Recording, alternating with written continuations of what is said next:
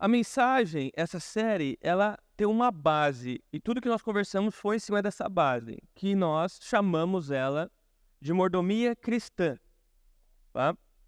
Nós usamos o texto de Gênesis 2:15 e Gênesis 1:25, onde nós vemos que após a criação do jardim e de todas as coisas ali do jardim, os animais, não é, o céu, as estrelas, o sol, a lua, dia e noite, não é? Deus criou todas as coisas e ele deu uma ordem para a humanidade ali na pessoa de Adão e Eva. Ele deu uma ordem e uma função. Qual é? Deus colocou eles no jardim e falou: cultive, tome conta, domine sobre todas essas coisas, não é? Então, irmãos, nós temos aqui Deus, dono de todas as coisas, confiando essas coisas aos seres humanos. Nós não somos donos delas, nós não somos donos, mas Deus nos confiou. E Ele espera que nós venhamos cuidar dessas coisas, desenvolver essas coisas, dominar essas coisas, tá? Cultivar essas coisas, desenvolver. E isso dentro da nossa cultura se chama mordomo. Por isso que nós chamamos de mordomia. Porque de acordo com o dicionário, o que é um mordomo? Um mordomo é uma pessoa empregada para administrar as propriedades de uma outra pessoa. Então é exatamente o que nós somos como cristãos. Pode prestar atenção, irmãos, em mim. As crianças estão saindo para ir para o botinho, tá? Por isso que nós somos mordomos. Porque nós somos responsáveis. Deus nos deu essa responsabilidade de cuidar, manter, desenvolver tudo aquilo que Ele criou e confiou às nossas mãos. Então, seu tempo, as pessoas que Deus coloca sobre a sua vida, seus dons e talentos, seus bens materiais, não é? Seu dinheiro, tudo, tudo. E as duas perguntas centrais dessa mensagem é que você deve responder no seu coração. Primeiro, a quem eu pertenço? E a segunda pergunta é uma consequência. Quem é proprietário das coisas que você costuma, de forma cotidiana, chama de minhas coisas? Quem é o dono delas de fato? Para um cristão, essa pergunta é fundamental. Basicamente, é a pergunta que nós fazemos na hora do batismo. Porque no batismo, a última pergunta que nós fazemos é: você reconhece Deus como seu único e suficiente Salvador e hoje você deseja entregar toda a sua vida a Ele?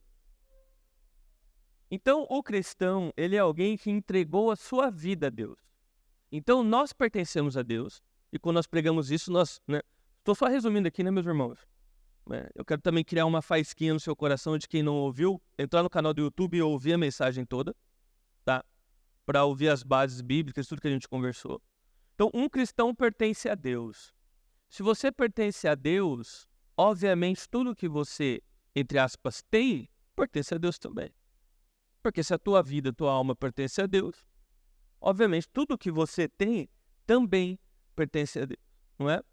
Então, essas duas perguntas, irmãos, é fundamental para nós conversarmos tudo que nós conversamos nessa série e para você respondê-las como cristãos, tá? Porque responder é fácil. Todo mundo aqui que está na igreja vai responder: não, minha vida é de Deus e todas as minhas coisas pertencem a Deus. Irmãos, é fácil responder. Difícil é você viver de forma coerente com aquilo que você está falando, não é? Então, a prova é a prática da sua vida. Porque a grande verdade, ou pelo menos uma das grandes verdades, meus irmãos, é que a maioria de vocês não precisa vir em mais um culto, não precisa mais um congresso, não precisa de mais um seminário, tanto quanto você precisa praticar o que você aprendeu nos 300 cultos que você já veio, nos 20 seminários que você já foi, nos 30 retiros que você participou. Porque, infelizmente, as pessoas começam a vir na igreja como um clube, bater cartão, e só fica inchando de informação, mas não pratica nada. Não é? Então, o milagre, ele ocorre na prática, tá bom? Então, o primeiro ponto foi a mordomia, ele foi o ponto mais importante, porque em cima dele nós falamos sobre todo o resto, tá? O segundo ponto, nós conversamos sobre gratidão, sobre nós sermos gratos em todas as circunstâncias. E o que nos chamou a atenção na Bíblia é que existe uma ordem para que nós sejamos gratos. E nós conversamos sobre isso porque é curioso, porque um cristão deveria ser grato naturalmente. Amado por Deus, salvo, perdoado, acolhido, ganha propósito, bênçãos tremendos sobre nossas vidas, promessas maravilhosas, a salvação onde não haverá choro nem lágrima. Então a gratidão do cristão deveria vir naturalmente. Porém, a Bíblia precisou colocar uma ordem para que nós sejamos gratos. Não é? E nós respondemos o porquê então foi uma ordem, né? Nós conversamos sobre o pecado do coração do ser humano. E uma das características que nós vimos da pessoa ingrata é que é uma pessoa cega. Não é? Sobre aquela pessoa que ela acorda segunda-feira sonhando com o final de semana? Não é? Ela acorda segunda, mas a cabeça dela já está na sexta, na quinta-noite, no sábado. Não é? A pessoa ingrata, ela vive se focando naquilo que ela ainda não tem. Ela sempre está em busca de algo que vai de fato fazê-la feliz. Então, o viver o hoje para essa pessoa é duro, é difícil. Porque, na verdade, ela está vivendo hoje com os olhos em algo que ela ainda não tem, desejando aquilo e fazendo tudo para ter aquilo. Seus desejos, suas paixões, suas cobiças. O que faz essa pessoa não conseguir enxergar e provar do presente que Deus deu. E quando eu digo presente, no duplo sentido. O presente, de fato, como um presente e o presente tempo. O agora. A pessoa ingrata não consegue viver o agora, aproveitar o agora. Ele sempre vive num amanhã imaginário. Então já conheceu uma pessoa que ela, olha, quando eu tiver aquele carro, aí eu vou ser feliz. Quando eu sair da casa dos meus pais, aí sim eu vou viver de verdade. Quando eu entrar na faculdade, quando eu passar num concurso, quando eu comprar minha casa própria, quando eu realizar aquele sonho, quando finalmente eu ganhar o salário dos meus sonhos, aí sim minha vida vai ter sentido. Então, você percebe que a pessoa ela nunca está feliz, ela nunca se encontra satisfeita, porque ela sempre está atrás de alguma coisa. Ela vive sempre no amanhã. E sabe por que o amanhã ele é tão gostoso? Porque ele é imaginário. Ele não existe. Você criou na sua cabeça como é que vai ser o amanhã. Mas não tem sentido nenhum em você acreditar piamente que isso vai acontecer. Então, se você vive a vida olhando para algo que você ainda não tem, talvez você nunca chegue lá. E aí? Você viveu a vida toda frustrado? Triste? Nunca conseguiu agradecer pelo hoje, pelas bênçãos do agora? E no final das contas, meus irmãos, tudo que você tem é agora. O amanhã não te foi prometido. Você tem exatamente agora. O amanhã pode não existir para nós. Então você tem hoje para tomar suas decisões, você tem hoje para amar sua esposa, seu marido, para passar mais tempo com seus filhos, para ser grato a Deus. Deus te quer hoje, não amanhã. Tudo que nós temos é o agora. Você tem este momento agora. E a pessoa ansiosa, ela perde todos os momentos, vivendo numa vida imaginária que ela sempre está buscando. E o pior é que quando ela chega lá, ela percebe que toda a euforia e alegria passa rápido. Não se sustenta. E logo ela tem que buscar outra coisa. Então nós aprendemos que dentro de todo um mordomo, de todas as pessoas que cuidam sabiamente daquilo que Deus nos entregou, bate um coração grato. A terceira mensagem que nós conversamos foi desenvolvendo os nossos talentos. Nós lemos a parábola de Mateus 25, que basicamente fala de um senhor que era muito rico e ele confiou seus bens a 3 homens. E a parábola chama de talentos, não é? Então, esse senhor muito rico deu talentos para aqueles homens, não é? Esperando que eles não apenas cuidassem daquilo que ele deixou com eles, porque ele ia fazer uma longa viagem, então ele precisava de alguém cuidando daquilo. Mas ele esperava mais ainda que quando ele retornasse da viagem, essas pessoas tivessem não apenas cuidado, mas desenvolvido esses talentos. Desenvolvido eles. E no final da parábola nós vemos que teve um que não desenvolveu e isso caracterizou um pecado mortal. E nós aprendemos esse dia que, irmãos, Qual o sentido de Deus continuar te abençoando se você não usa as bênçãos dele da forma como deveria, se você não desenvolve aquilo que Deus te entregou, se você esconde tudo que Deus tem te entregado?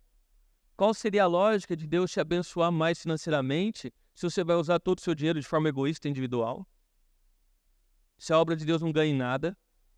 Qual seria o motivo ou a razão que Deus derramaria sobre você tantos dons e talentos se você fosse enterrar todos eles? Então, basicamente, sobre isso que nós conversamos, né? Então, se você não é uma pessoa fiel e sábia com R$1.000, irmão, você não vai ser com 10.000. Se você não é uma pessoa fiel e sábia com nenhum funcionário e sonha abrir sua empresa, com 10, 100 funcionários, você vai continuar não sendo. Então, talvez o motivo pelo qual você não tem recebido aquilo que você tem pedido a Deus seja porque você é um mau mordomo, ou seja, você administra de forma muito tola tudo que Deus te entregou hoje. Você não sabe usar bem seu tempo, você não sabe aproveitar as oportunidades e as bênçãos que Deus te deu, você não desenvolve seus dons e talentos, você não abençoa a obra de Deus, você não tem a visão do reino, você é egoísta, individualista, avarento. Talvez seja por isso que Deus não tenha te ouvido suas orações, porque você só pede para gastar nos seus próprios desejos. Depois, nós falamos sobre o dinheiro. Assunto complicado, né? Porque reza a lenda, irmãos, que o brasileiro, ele tem uma veia que sai do coração até o bolso. E quando você enfia a mão no bolso, palpita o coração. Passa mal já. Dinheiro é um assunto complicado para os brasileiros, né? O brasileiro, ele tem uma coisa de falar de dinheiro, você não fala quanto você ganha, você não fala quanto você gasta. Ninguém pode saber. Nós temos um quê com o dinheiro. Em outras culturas, meus irmãos, todo mundo fala do seu salário de forma tranquila, quanto gasta, quanto ganha. Mas no Brasil não, é tipo uma informação ultra secreta. Aquele que sabe quanto você ganha é alguém muito próximo a você. Às vezes nem tua mulher sabe quanto você ganha. Nem teu esposo sabe quanto você ganha. E nós falamos sobre o quê? Sobre muitos cristãos, infelizmente, tirarem Deus do centro do seu coração e ter colocado o dinheiro. E Deus, na verdade, ele, como eu falei no início, ele nos ordenou dominar sobre as coisas, não ser dominados por ela. Então, as riquezas é uma criatura, é uma criação de Deus. Ou seja, era para nós dominarmos sobre ela e usarmos elas de formas inteligentes. Mas a grande verdade é que nós somos dominados por coisas. E o dinheiro nos domina. E nós vivemos escravos de uma coisa. E o pior é que você está longe de Deus, porque você tirou Deus do centro do teu coração. Então a tua vida agora não pertence a Deus, pertence às riquezas. E você vive de acordo com ela. E você começa a projetar no dinheiro e nas riquezas aquilo que somente Deus poderia te dar. Porque somente Deus, o nosso Criador, pode nos salvar. Somente Ele pode dar propósito, sentido, significância, valor nas nossas vidas, alegria, plenitude, segurança. Mas nós acreditamos muitas vezes, se enganando, que o dinheiro vai nos entregar isso, que o dinheiro vai dar segurança. É claro que aqui nós entendemos, né, a sabedoria de você ter um caixa financeiro, uma emergência na sua casa. Estou falando sobre isso. Estou falando da pessoa que, se ela não tiver dinheiro, ela está surtada. Se ela ganhar pouco, ela surta. Porque ela acredita que o dinheiro é que vai salvar ela de todos os problemas. Que o dinheiro é que vai fazer alguma coisa na vida dela. Ela acredita que o dinheiro e as coisas que ele pode trazer, que vai trazer felicidade para ela, plenitude, propósito, sentido. E não vai, meus irmãos. Isso não precisa nem acreditar em mim. Olha para a realidade. Se fosse verdade, bilionário e milionário não entrava em depressão, não se suicidava. Você não ia ver artistas famosos como Madonna, Whindersson Nunes e tantos outros escrevendo livro falando que tem depressão, escrevendo livro que quer se suicidar, que não encontrou propósito na vida, que não tem sentido. Pessoas que têm tanto dinheiro que elas nem sabem o dinheiro que têm. Elas precisam contratar uma empresa para administrar o dinheiro delas. E nós estamos iludidos achando que sem muito dinheiro vai fazer, de fato, nós encontrarmos felicidade, propósito e sentido. Olha para a realidade. É claro que o dinheiro usado de forma sábia e nós dominando sobre eles vai abrir muitas oportunidades para nós e o reino será muito abençoado assim como nós. Mas o que acontece é o contrário. O dinheiro nos usa e nós somos, né, o escravo desse Deus, né, que é o dinheiro. Então, a pergunta que nós fizemos esse dia foi, se Deus te der o aumento que você tanto sonha, se Deus pagar esse salário aí que você tanto sonha, só você ganha ou o reino ganha junto? Se Deus entregar esse carro, sei lá, o que você tem sonhado, pedido a Deus, quem ganha com isso? Só você? Ou outras pessoas também vão ser beneficiadas com isso? Né? Você se preocuparia e seria generoso com as causas do reino sobre a terra? Você seria generoso nas suas ofertas? Você seria generoso no seu tempo, nos seus dons e talentos? Essa é uma pergunta que tem que se fazer. Porque, de novo, não faz sentido Deus te abençoar grandemente se você for usar a bênção de Deus contra Ele mesmo. Não faz sentido, né? Então você tem que escolher. Ou Deus domina sobre a sua vida, isso inclui, obviamente, seu dinheiro, porque a sua vida é uma, então tudo que você tem faz parte dela. Ou então você deixa Deus de lado e permite que o dinheiro te domine. Não tem meio termo. E a última que nós conversamos foi sobre foco. Nós vimos que todos nós vamos em direção daquilo que nós estamos focados. E nós falamos sobre focar em alvos eternos. E eu trouxe alguns conselhos, né, podemos chamar assim, de como você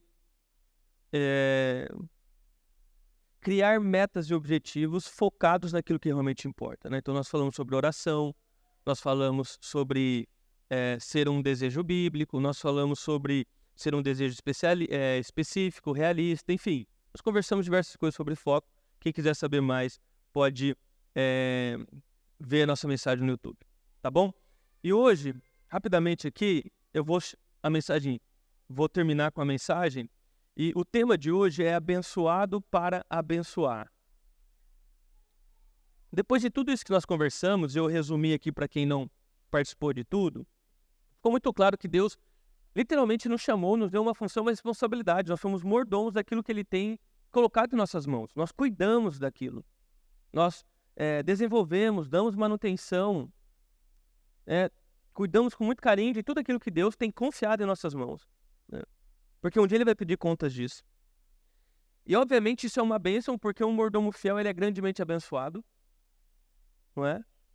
Ele usa tudo que Deus entregou na mão dele com sabedoria. Deus se agrada de abençoar ele cada vez mais, porque sabe que ele tem o coração no reino. Então você é abençoado, a igreja é abençoada, o reino ganha, as pessoas ganham, todo mundo ganha. Isso é maravilhoso, é o que todo mundo quer, não é? Ter uma vida abençoada. Porém, esse não é o propósito, o maior propósito do evangelho, meus irmãos. Qual que é o maior propósito em você ser abençoado? Deus quer te abençoar para que você abençoe o reino.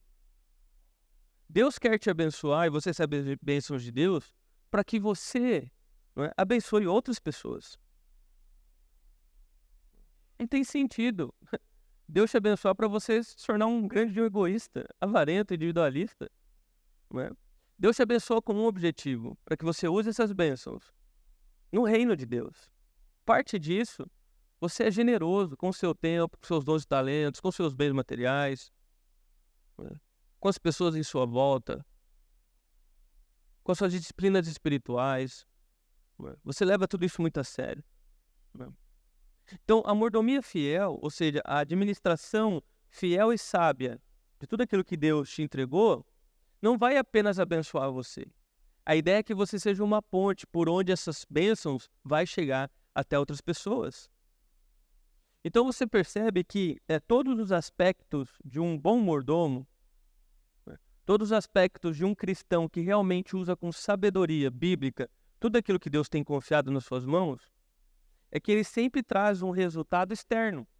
Se você usar bem o seu tempo, tiver suas disciplinas espirituais, tentar se alimentar melhor, cuidar mais da saúde, ficar mais tempo com a sua família, acompanhar o crescimento dos seus filhos, obviamente isso vai trazer um resultado externo. As pessoas vão conseguir ver que você tem usado o seu tempo de forma sábia.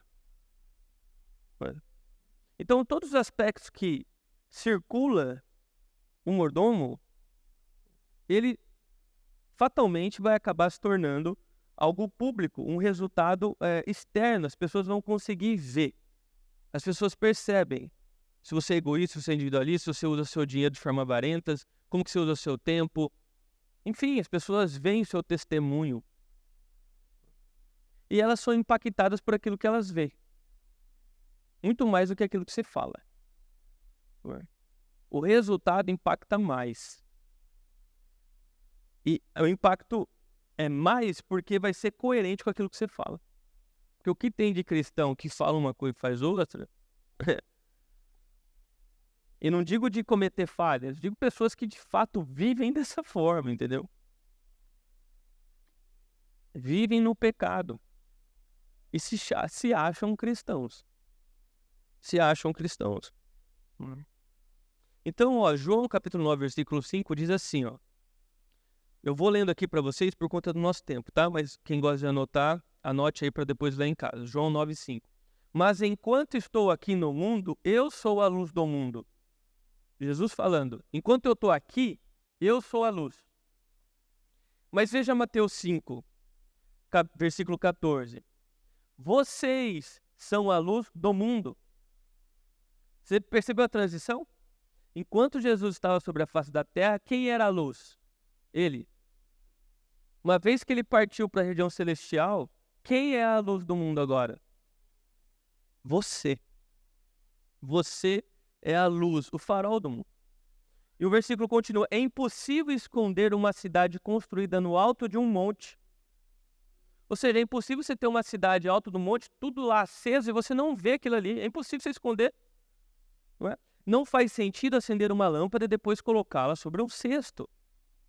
Pelo contrário, ela é colocada num pedestal, de onde ilumina todos que estão na casa. Da mesma forma, suas boas obras devem brilhar para que todos vejam e louvem seu Pai, Deus, que está no céu. Nós somos a luz. Deus, o Espírito Santo, colocou uma luz dentro de cada um de nós. Um farol. E essa luz, ela deve ser vista pelas pessoas. E o texto fala, da mesma forma suas obras devem brilhar. Obras são atitudes. É o reflexo daquilo que está no teu coração. Obras é o teu testemunho, a forma como você vive, a forma como você administra tudo que Deus tem entregado na sua mão. Isso é obras, é algo externo, as pessoas veem, é público. E de acordo com, então, o teu testemunho, a forma como você vive, a forma como você administra tudo isso, você vai brilhar. Ou não. Ou não. Não é? Qual é o estilo de vida, então, que traz resultados, que o cristão brilha? A mordomia cristã. Administrar de forma sábia, coerente, tudo aquilo que Deus tem colocado nas nossas mãos. O resultado vai ser um grande farol brilhando neste mundo de trevas. Nós somos a luz. Versículo 15 diz assim, não faz sentido acender uma lâmpada e depois colocá-la sobre um cesto. Pelo contrário, ela é colocada num pedestal, de onde ilumina todos que estão na casa. Isso aqui foi escrito numa época que não havia energia elétrica. Então, eles acendiam, o fogo na casa e colocavam no alto para iluminar toda a casa. É o que nós fazemos. As luzes estão no alto para que ela ilumine o máximo possível. O texto está falando, faz sentido você acender, por exemplo, um holofote e colocar um monte de cobertor em cima dele? Que sentido tem isso? Deixava apagado, então. Não faz sentido você acender uma luz para cobrir ela, para esconder ela. Pelo contrário, que a Bíblia fala, coloca no pedestal, ou seja, coloque em cima de forma que todos podem ver. Potencialize a luz, que ela chegue em lugares que você nunca imaginou que chegaria. Jesus está falando do Espírito de Deus que habita em nós, dessa luz que nós carregamos. Jesus está falando, eu te dei uma luz, que sentido faz você ficar escondendo ela? Quem que acenderia um abajur e colocaria um cobertor em cima? Por que você está colocando um cobertor em cima daquilo que eu te dei? Por que você está escondendo isso do mundo? Por que você está escondendo isso das pessoas? Não faz sentido. Deus te traz até a igreja, você ouve, aprende a palavra, você vive a comunhão dos irmãos, você né, ora, tem a oportunidade de ler sua Bíblia, você é abençoado por Deus, você recebe uma luz. Para quê? Qual seria o sentido de tudo isso? Para você manter ela escondida. Para você esconder a luz do Espírito das outras pessoas. O versículo fala que é um dever do cristão. Você deve brilhar. Um cristão, ele leva a luz de Cristo em todos os lugares. Todos os lugares. Então, imagina agora a tua escola, tua faculdade, imagina seu trabalho, imagina a sua família. Enfim, todos os lugares onde ainda tem pessoas que Cristo não reina. Irmão, esses lugares as pessoas estão em trevas profundas, escrava dos seus desejos cobiças, escrava do pecado, tentando a todo momento encontrar propósito e sentido na vida, buscando coisas e mais coisas. Alguns buscam em substâncias ilícitas, outros buscam em comida, outros buscam em aventuras sexuais, outros buscam no dinheiro, na aquisição de novas coisas, em carros. Passam a vida frustrados. Não têm esperança do amanhã. Para eles, tudo começa e acaba aqui. Que vida triste, irmão. Imagina você passar por tudo que nós passamos aqui no mundo para simplesmente morrer e acabar. Irmão, a mensagem que a Bíblia nos fala sobre a eternidade é que Deus já permite que nós venhamos experimentar e viver um pouquinho do reino aqui. Um pouquinho. Então, através de tudo aquilo que Ele tem nos entregado, nós começamos a desenvolver essas coisas. Tem uma história que eu vou resumir muito pouquinho aqui, né, bem resumidinha, mas fala de um grande pintor. E um dia ele imaginou uma tela gigante e ele queria construir uma vegetação. E o ponto alto desse quadro seria uma árvore maravilhosa, enorme. Só que ele era muito detalhista. Então ele ia pintando uma folha assim, ele demorava muito tempo. Ele ficou anos e ele não conseguiu terminar.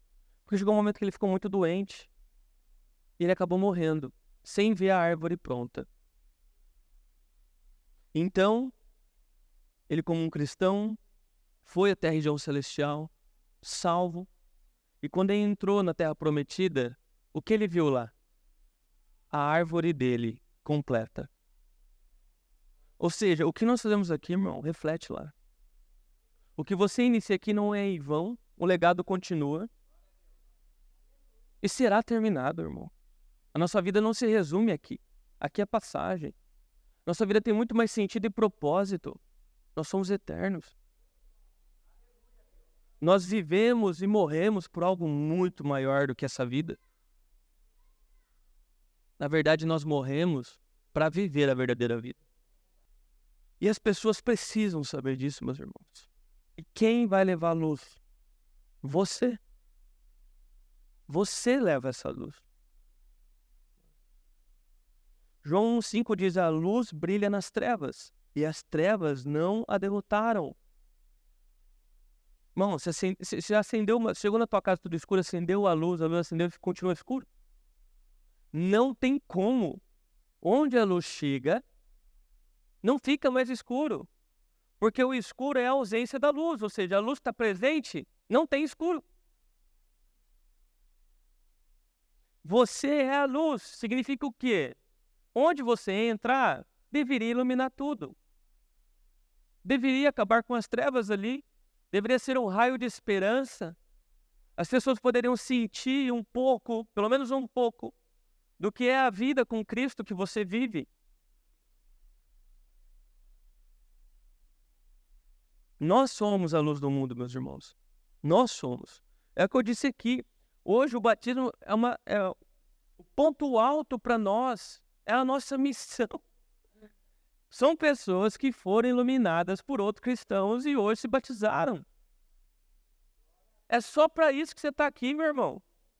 O objetivo da tua vida não é andar de Ferrari, não é ter uma casa maravilhosa. Tudo isso é bênção. Se Deus te prosperar, compra. Seja feliz nesse sentido de realizar o teu sonho material que Deus tem permitido você realizar. Mas isso não é prioridade, meu irmão. A prioridade é o reino. A prioridade é brilhar. É salvar pessoas da morte eterna. Essa é a nossa prioridade. É o nosso dever. Nós falamos tanto sobre nossos direitos, né? Nós queremos ler a Bíblia, procurar todas as promessas que Deus falou para nós. A gente só quer saber do que a gente tem direito. Mas você tem dever também. E um deles é brilhar. Brilhar. Brilhar a luz de Cristo em todos os lugares. E hoje, irmão, não tem mais barreira física. Você pode brilhar a luz de Cristo através do seu perfil da internet, através de um vídeo, através de um canal. Você daqui do Brasil pode brilhar na Rússia. Você pode brilhar no Japão. A tua luz pode atravessar o mundo. Você não é mais limitado por barreira geográfica. Só que muitos não iluminam nem a casa que mora. Não iluminam nem os lugares que frequenta. Por que você está escondendo a luz? Por que você está desmerecendo tudo aquilo que Deus te entregou? Por que você está fazendo pouco caso das bênçãos? Por que você não tem sido grato? Começando pela sua vida. A vida Deus te deu, meu irmão. Ou alguém consegue te dar vida? Quando você vê um corpo que morreu, parou. Alguém consegue lá falar, não, tranquilo, gente. Aqui a vida foi embora, vamos colocar a vida aqui de novo. Coloca um chorinho aí com a vida. Ninguém sabe o que é a vida, irmão. O corpo ali é uma máquina maravilhosa, mas ninguém sabe a gasolina dali, para aquilo ali ligar. Onde que vem a vida? O que é a vida dentro de você? O que é isso? É um órgão? Não é? Uma energia? Ninguém sabe.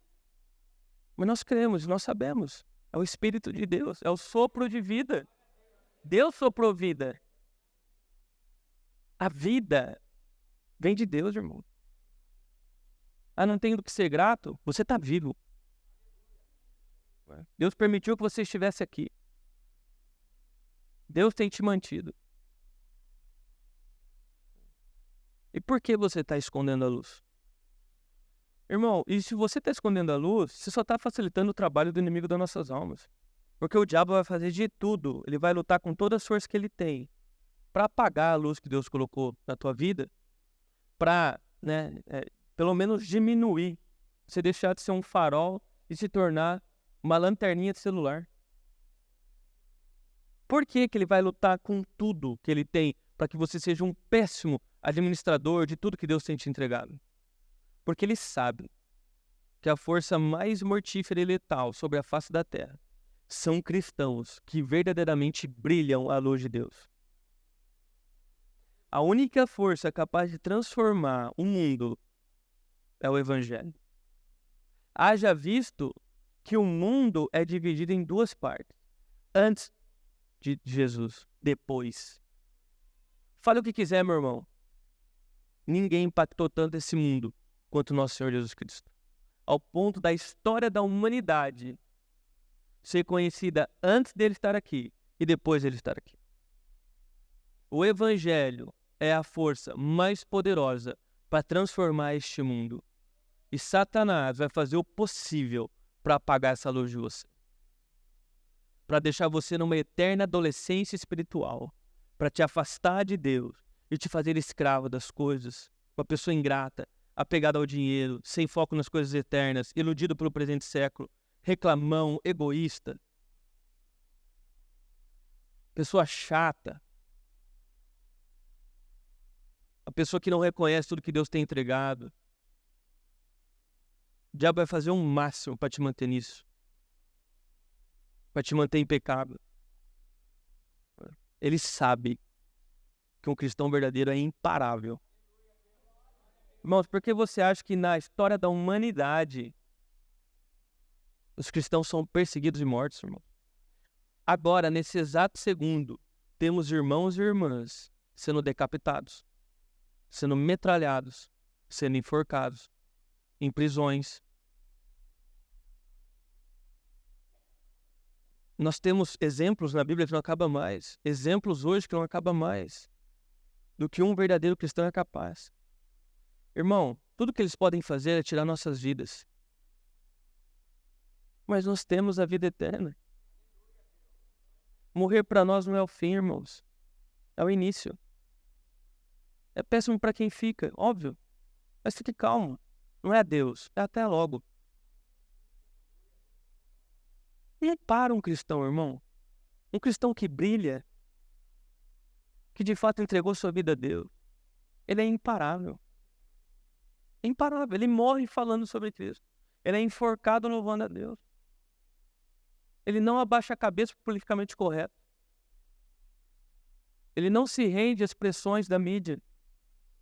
Ele não acata a censura de não pregar sobre Cristo e querer nos calar.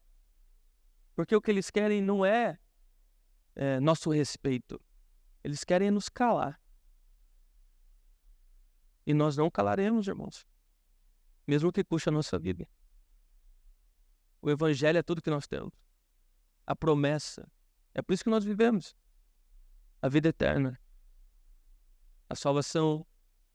Espírito Santo dentro de nós. Esse é o propósito. É nisso que nós encontramos plenitude, irmãos. Por que você tem apagado a luz que está dentro de você? Por que você tem escondido isso? Por que você não tem sido sério nas suas experiências espirituais?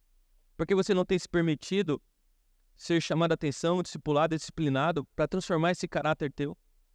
Porque o Espírito Santo molde você. Por quê? Você só perde com isso. Porque o reino não vai parar, meu irmão, por causa de você. O reino não vai parar. O reino vai continuar andando. Então, crente, brilha forte, né? Seja de fato a luz do mundo, é seu dever brilhar. Versículo 16 diz, da mesma forma, suas boas obras devem brilhar para que todos as vejam e louvem o seu Pai que está nos céus. Então, é o seu dever brilhar, é o seu dever abençoar as pessoas, é o seu dever, não é, ter a visão de reino, acrescentar no reino, administrar e compartilhar de forma inteligente e sábia tudo que Deus tem colocado na sua mão. Né? Tudo. Sua inteligência. Tudo. Né? E nós aprendemos na parábola do talento, quando nós conversamos sobre desenvolver nossos talentos, que receber uma ordem, né, e não obedecê-la a respeito dos nossos talentos é um pecado mortal. É um pecado mortal. E, queridos, existe uma acusação, eu creio assim, sobre nós. Ou melhor, um alvo nas nossas costas. Por quê? Porque nós somos a geração que já pisou sobre a face dessa terra, que temos mais acessos, oportunidades e conteúdo sobre Cristo. Nós temos acesso na Bíblia, na palma da nossa mão. Bom, quando você lê, por exemplo, o Novo Testamento da sua Bíblia, o que eles tinham eram folhas que eram copiadas de alguns livros ali da Bíblia. E eles fizeram o que fizeram com alguns livros e algumas folhas rasgadas, velhas. Nós temos toda a Bíblia, em diversas versões, em diversas línguas, no seu bolso. Você pode ter uma biblioteca enorme de livros que vão te ajudar no seu bolso. Você tem acesso a pregações ao vivo, 24 horas por dia. Se você quiser ouvir uma pregação, você liga para a internet e ouve. Os vídeos nossos, por exemplo, estão lá 24 horas. A hora que você quiser ouvir uma pregação da nossa igreja, você vai e ouve. Nós temos mensagens no celular. Você pode a qualquer momento mandar uma mensagem para o seu líder, para a pessoa que está te acompanhando, para o seu pastor. Você nunca está sozinho, você tem a comunidade dos fiéis, a família de Cristo. Irmãos, eu poderia ficar aqui falando, né, tudo que nós temos à disposição para nos ajudar nessa caminhada. Tudo. Então veja, a nossa geração tem tudo. O que você não tem é desculpa para não brilhar. Você não tem desculpa para não brilhar. É óbvio que eu não falo de alguém ser perfeito, porque nós não somos, mas estou falando de cristãos que verdadeiramente se esforçam para estar alinhado com a visão do reino, para estar alinhado com Deus, para estar lutando diariamente contra o pecado. Cristãos que não se acomodam em viver em pecado. Irmão, você não precisa ser perfeito para ter boa vontade, você sabia disso?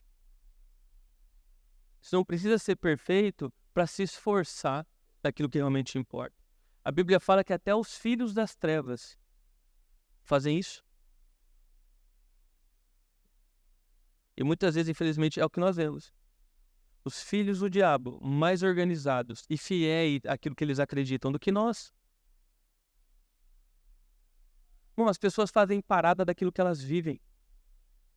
Parada disso, parada daquilo. Eles berram para todos os cantos, levantam cartazes, conseguem, vão atrás de patrocínio, enfia a goela abaixo o discurso.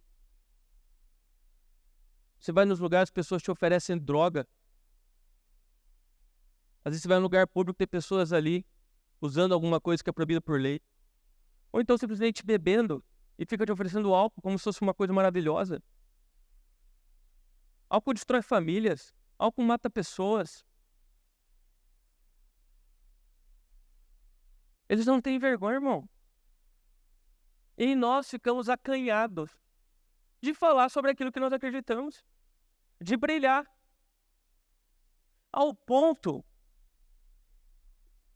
os casamentos que eu faço dos membros da igreja, às vezes o membro que as pessoas vão casar, eles vêm e falam: pastor, é o seguinte, no meu casamento a gente vai ter muita bebida alcoólica. A gente não bebe, né? Mas sabe a família.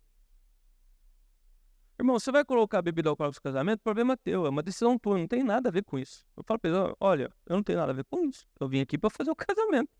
Não vim aqui pra beber. Vou fazer o casamento, fazer a minha parte, orar por vocês, né? Beleza. O casamento é de vocês, o dinheiro é de vocês. Se quiser colocar um trio elétrico aí dentro, você coloca. Se quiser fazer um palácio, faça. Mas sabe o que eu sinto? É a pessoa que ela não bebe. Ela nem acredita que o álcool é algo bom. E pela pressão dos parentes no casamento dela, ela vai gastar dinheiro para colocar álcool. Quando você vai no casamento dos seus parentes, eles tiram a bebida por causa de você? Eles param de fumar porque você não gosta? E por que você abaixa a cabeça? Fala pra mim. No seu trabalho, alguém abaixa a cabeça, para de falar palavrão porque você está no recinto? Alguém para de falar que está traindo a mulher lá por respeito a você? Por que você abaixa a cabeça? Por que você não se posiciona também? Você tem medo do quê? Medo do quê, meu irmão? O maior é aquele que está em nós. Deus não deve nada para ninguém, meu irmão. E eu disse e repito, essa não é a nossa realidade no Brasil, mas o máximo que podem fazer contra nós é nos matar. E claro que eu não estou falando disso diminuindo toda a dor que envolve. Perdi meu pai recentemente. Mas eu estou falando que o máximo que eles podem fazer é nos dar a vida eterna. É nos dar o passaporte para nós vivermos tudo aquilo que nós sonhamos em viver. É isso que ele pode nos dar. Cristão não recua, irmão. Cristão não abaixa a cabeça. Cristão prossegue marchando. É assim, meu irmão. Com dinheiro, sem dinheiro. Qualquer jeito. Se vocês entenderem isso e viverem isso, irmãos, ninguém para vocês. Essa igreja é imparável. Nós temos condição totalmente de transformar essa cidade. Veja, Deus pegou 12. Dos 12, um foi mais ou menos. O outro traiu. Mas com esse time, ele mudou o mundo. A gente tem um pouquinho mais de 12 aqui, né?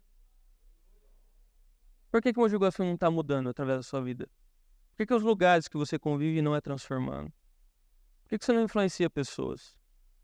Por quê? Irmão, tem alguma coisa errada no seu cristianismo. Você não está sendo talvez muito egoísta? Muito individualista? Para você o cristianismo não se tornou talvez apenas um caminho para você conquistar mais daquilo que você quer? Talvez o cristianismo se tornou apenas uma facilidade para você ganhar bênçãos de Deus, para você realizar todos os seus sonhos e se lasque o reino? Se lasque a construção da nossa igreja? Se lasque a manutenção desse templo? As ações sociais? Que pare tudo? Será? É uma reflexão que você tem que fazer. É uma reflexão séria que você tem que fazer. Estou falando aqui para ninguém fazer volta de pobreza, não, irmão. A Bíblia também não fala isso aí, não. Se Deus te abençoar, use tenha qualidade de vida. Se puder, eu sempre falo, mora num condomínio. Eu sonho em morar num condomínio, irmão. Eu gostaria muito de morar num condomínio. Ter segurança, poder sair de casa para trabalhar e ficar tranquilo com a minha filha e minha esposa em casa. Eu moro numa casa que eu já fui assaltado. Meus pais foram feitos de refém. Consegui fugir e ligar pra polícia. Eu queria morar num condomínio. Deus ainda vai me prosperar muito. Eu creio. Eu tenho tido o coração no reino. Mas se ele não me prosperar também, amém. Mas, irmão, se você tem condição, mora num condomínio. Sabe? Tem o carro com mais segurança, qualidade, conforto para andar a sua família. Viva! Mas nunca se esqueça o porquê você tem sido abençoado. É pro reino, irmão. É para abençoar pessoas. O tempo já está voando muito aqui, eu vou caminhar para a conclusão. Olha, o texto que nós lemos, ele termina dizendo que quando você brilha à luz de Cristo, isso vai fazer as pessoas, obviamente, enxergar Cristo. Você vai estar apontando para Cristo.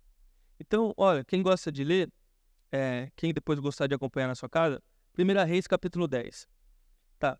Então, o versículo que nós lemos, né, ele termina dizendo, para que todos as vejam, ou seja, vejam as boas obras, né, o que você tem refletido, e louvem seu Pai que está nos céus.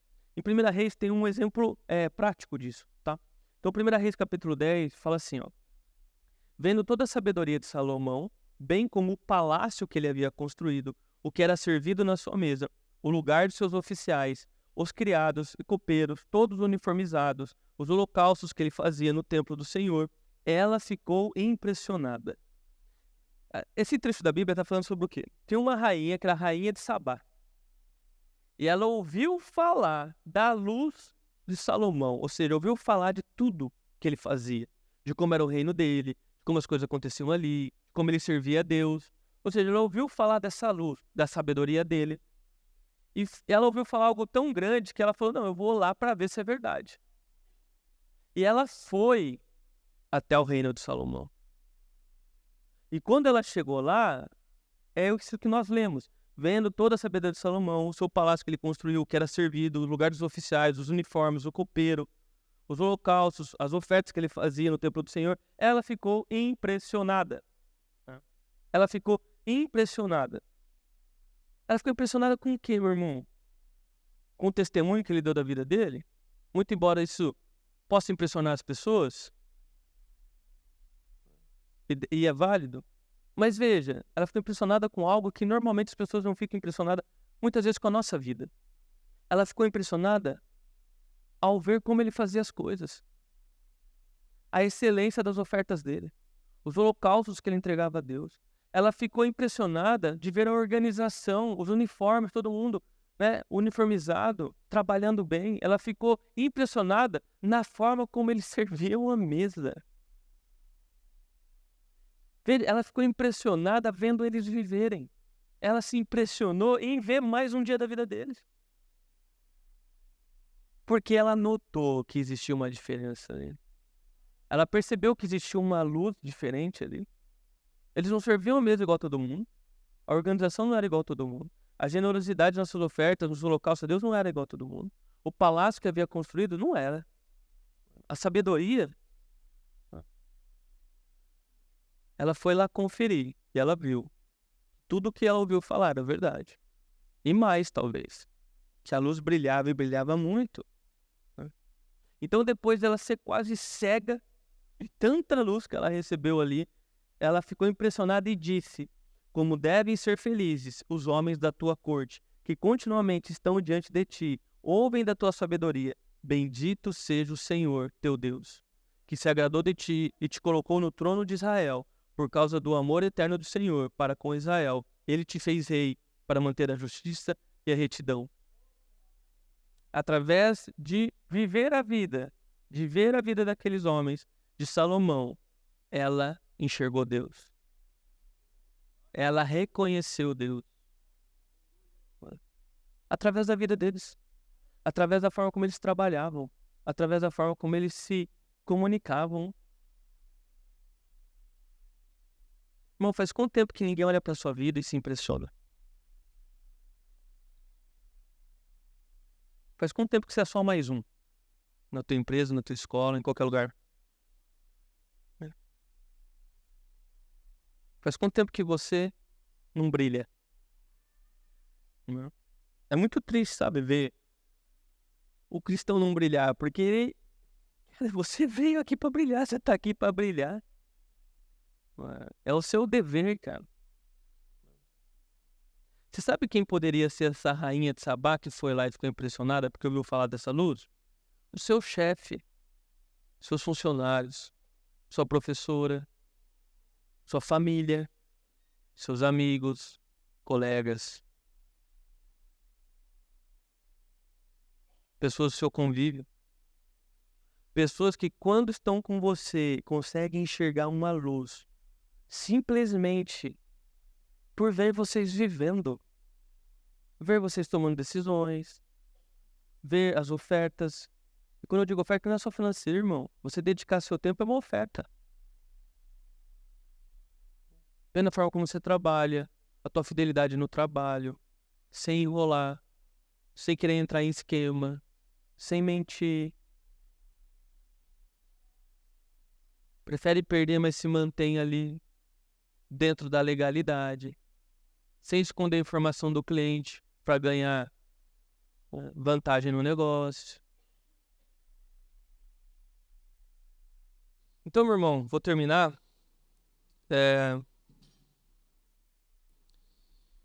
Nós somos felizes porque Deus tem nos abençoado.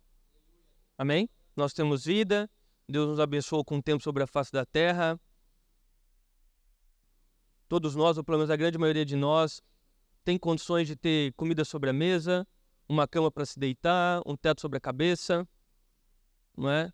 Na verdade, nós temos muito mais, nós conseguimos comprar roupas, muitos conseguem aqui saindo da igreja, vai comprar um frango e uma maionese, tem um carro, enfim, está saudável.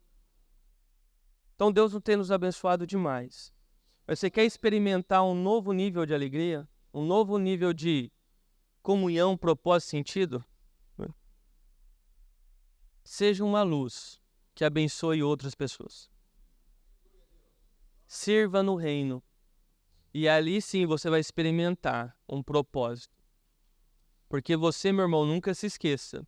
Você é apenas uma ponte por onde aquilo que Deus tem te entregado chegue até outras pessoas.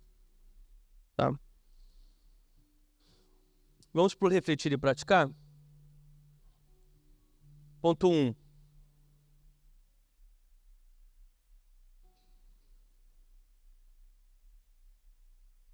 Você e tudo que você tem pertence a Deus. Essa é a primeira lição que nós aprendemos nessa série, tá? 2. Seja grato por tudo que Deus coloca em suas mãos. Em tudo dai graças, não é? 3. Desenvolva tudo que Deus tem confiado a você. Tempo, pessoas, bens, materiais, dinheiro, dons, talentos, enfim. Desenvolva, cuide. E o último, lembre-se, o Evangelho não é a respeito de você somente. É a respeito de um povo que Deus quer salvar. Por isso, tudo que Deus te entrega deve ser usado de forma sábia para que o reino cresça, para que a igreja cumpra a sua missão e as pessoas sejam salvas. Amém? Queridos, vamos orar juntos a respeito de tudo isso que nós aprendemos aqui agora e nós vamos depois por nossos recados, tá bom?